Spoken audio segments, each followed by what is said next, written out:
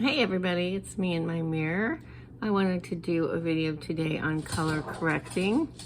I got back from Vegas a few days ago and I still have some dry patches, and when I exfoliated them and used my regular skincare regimen, I was left with these red spots and redness on my cheeks, almost like rosacea.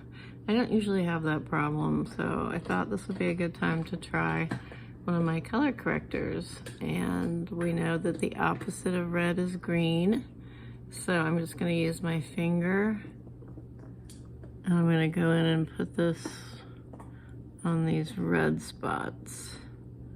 Now I have already cleansed and, like I said, did all the good stuff to my skin, and then I also put on a primer that's a spray primer. I don't know if that might have irritated it a little bit, but I'm ready to go, getting ready to go out for girls' night out, and I cannot be having all these red splotches all over my face.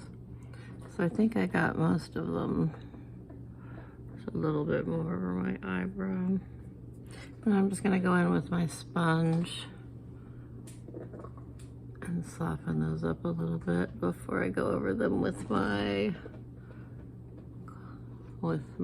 foundation. So this spot here on my cheek is very rosy.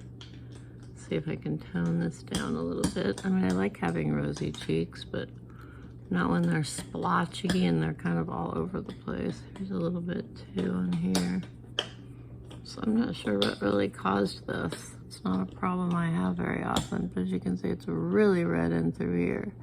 I will say Vegas was very dry. It was 110 degrees, and there was no humidity, which is a good thing because you wouldn't have been able to breathe if there had been any humidity out there at 110 degrees. I mean, hardcore. And then around my nose gets really red, so let's just put that on there while we're at it, okay? And this is, I don't even know. Why did they make it so hard? It's this one. If you can read what that says, that's great. I'm pretty sure it was from the drugstore, or it could have even been from Temu. I'm not sure now. So now I'm going to go over that with my concealer, and hopefully it's done some good. I have been using a mixture of the two concealer, the Revlon Luminance that I love so much, but then I decided it was a little bit too light for summer, so I started mixing it with this darker CoverGirl shade that I've had for quite a while. So when I mix those two together, I get a really, really good color. There's nothing wrong with that. If you can't find your perfect match, then just pick two and mix them together. Sometimes it's better that way. And I'm just going to use my fingers because I'm old-fashioned like that.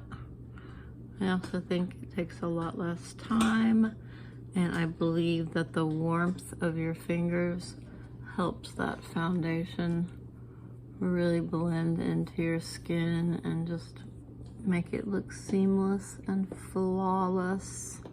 That's what we're going for, right guys? Girls. All right, my forehead is what I'm the most worried about up here. Woo! That's a lot of foundation. Didn't quite mean to get that much. Let's get some down here.